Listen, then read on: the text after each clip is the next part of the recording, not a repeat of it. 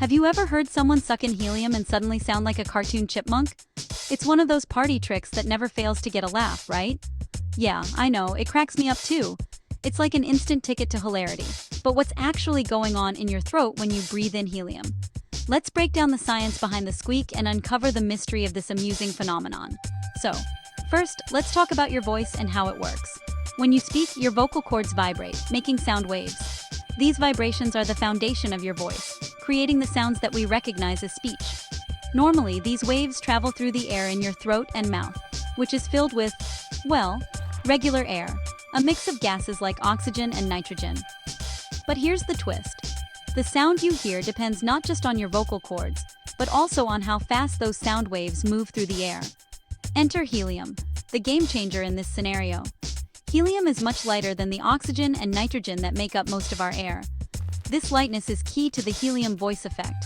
Sound waves move way faster through helium, almost 3 times faster than through normal air. This rapid movement is what alters the sound of your voice. So, when you inhale helium and then talk, the sound waves from your vocal cords speed up as they zip through the helium in your throat, creating that high-pitched effect. Now, you might expect this would make your voice louder, given the speed of the sound waves.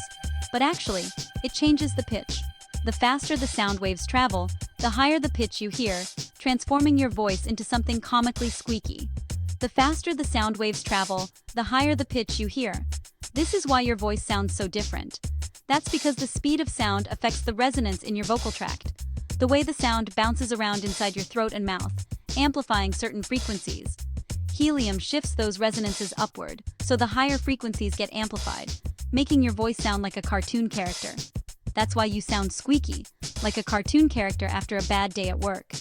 It's a fun trick, but there's more to it than just laughs. But here's a cool twist. Your vocal cords themselves aren't changing at all. They're still vibrating at the same frequency. The magic happens in the air around them. It's the way sound travels through the helium that creates the effect, not any change in your vocal cords themselves. Think of it like playing the same song on 2 different instruments, one mellow, one super high-pitched. The notes are the same, but the sound is totally different. The notes are the same, but the sound is totally different. It's a fascinating example of how the medium affects the message. Now, before you go running off to try this at a party, hold up. There are some important safety considerations to keep in mind. Inhaling helium can actually be dangerous. It can deprive your brain of oxygen, and in rare cases cause you to pass out or worse. It can deprive your brain of oxygen, and in rare cases cause you to pass out or worse. So it's best to enjoy the science from a safe distance. So definitely leave the helium voice to science demonstrations and don't try this at home. Safety first, always.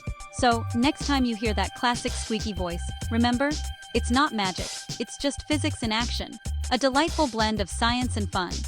Helium isn't changing your vocal cords, it's just letting your sound waves take a wild, high-speed ride. It's a fascinating glimpse into the world of acoustics. That's the science behind the squeak. If you learned something new, hit that like button and keep exploring. Science is full of surprises, and there's always more to discover.